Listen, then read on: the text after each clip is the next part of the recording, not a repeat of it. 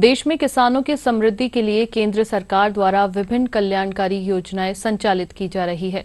इनसे किसानों की आय बढ़ने के साथ ही वे नए दृष्टिकोण के साथ खेती में नए प्रयोग कर रहे हैं। किसानों को अपने उत्पादों के विपणन और कृषि जिन्सों के प्रचार में सहयोग के लिए प्रधानमंत्री नरेंद्र मोदी के आह्वान पर देश भर में 10,000 किसान उत्पादक संघ यानी एफपीओ गठित किए गए हैं। भरतपुर जिले में नाबार्ड द्वारा 16 एफपीओ बनाए गए हैं। जिले में संचालित एफपीओ से क्षेत्र के किसानों में नए उल्लास के साथ आमदनी का एक और जरिया मिला है। प्रस्तुत है एक रिपोर्ट।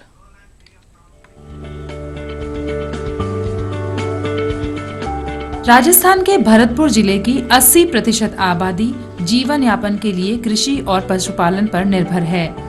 भरतपुर जिले में कुल 3 लाख किसान हैं, जिनमें से 2.5 लाख किसान लघु और सीमांत किसान हैं। भरतपुर जिला सरसों, शहद और दूध के उत्पादन में अग्रणी है। यहाँ के किसानों और पशुपालकों को अपने कृषि उत्पाद के लिए बेहतर मूल्य मिले, समय पर खाद्य बीज की उपलब्धता हो, इसके लिए लघु और सीमांत किसानों को संगठित करके अब तक 16 किसान उत्पादक संगठन एफपीओ का गठन किया गया है। इस संगठन के माध्यम से 10,000 किसानों को जोड़ा गया है। सदस्य किसानों से 1 करोड़ 20 लाख की सदस्यता राशि इकट्ठी की जा चुकी है। वहीं 38 लाख की अंश राशि सरकार की ओर से मिली है। इन संगठनों द्वारा अभी तक 4 करोड़ से अधिक का व्यवसाय भी किया गया है। एफपीओ से जुड़े किसानों को स्थानीय उद्योगों में भी भ्रमण करवाया है, ताकि किसान एफपीओ के माध्यम से प्रसंस्करण की स्थापना कर सकें।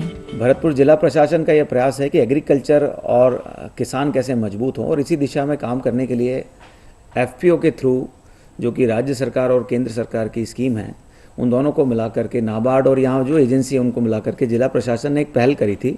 इसको 8-9 महीने हो चुके हैं। जब हमने पहल शुरू करी थी तब लगभग 1600 किसान थे जो एफपीओ में ऑर्गेनाइज थे। मुझे इस बात की खुशी है कि आज 10,000 किसान जो हैं वो एफपीओ से जुड़ चुके हैं और लगभग 16 ऐसे संगठन खड़े हो गए हैं। इनको हमने खाद बीज का लाइसेंस दिलवाया है। एफपीओ जो संगठन है वो उसमें किसान आने वाले रबी सीज़न में अब हमारा प्रयास रहेगा कि मंडी लाइसेंस हमने इनको जारी कर दी हैं। मंडी लाइसेंस से ये अब ना केवल अपना उत्पाद इकट्ठा करेंगे बल्कि खरीद और उसकी बेचान भी कर सकेंगे। कृषि मंत्रालय की इस पहल में नाबार्ड महत्वपूर्ण भूमिका निभा रहा है।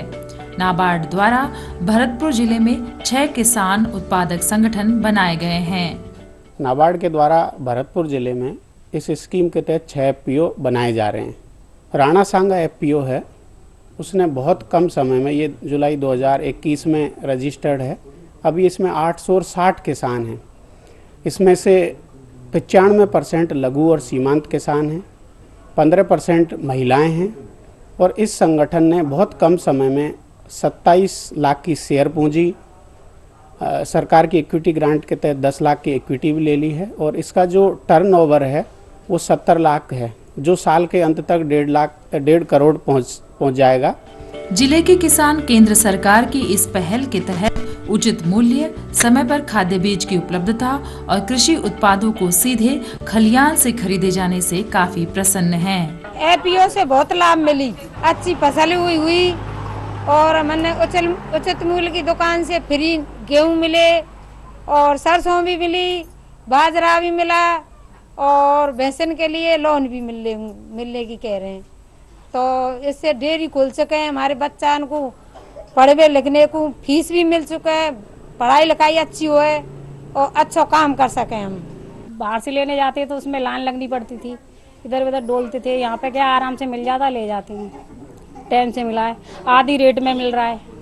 बाजार में तो 1800 को 2000 का कट्टा आता है 40 किलो का, यहाँ आधी रेट में मिला है। किसानों की जो भी फसलों से संबंधित समस्या आती हैं तो हमारे एग्रीकल्चर एक्सपर्ट आकर के हमारे किसानों को भी जानकारी देते हैं। इसके साथ साथ जो सदस्य जुड़े हैं तो एफपीओ के जो भी प्रॉफिट होगा उसमें हमारे जितने भी सदस्य इसके एफपीओ के सदस्य हैं उनमें उसका प्रॉफिट भी उनको बराबर बांटा जाएगा। जैसे मोदी जी की योजना है कि किसानों की आमदनी दुगनी की जाए, निश्चित रूप से अगर सही तरीके से हमारा योजनाबद्ध तरीके से कार्यक्रम चलेगा तो निश्चित रूप से हमारी आय दुगनी नहीं, हमारी चौगुनी आय भी ये संभव है। जिले के सभी किसान उत्पादक संगठनों को मिलाकर फेडरेशन बनाया जा रहा है, जिसके तहत अमूल की तर्ज पर कॉमन ब्रांडिंग और मार्केटिंग की व्यवस्था की जाएगी। इससे उत्पादकों और उपभोक्ताओं दोनों को लाभ होगा।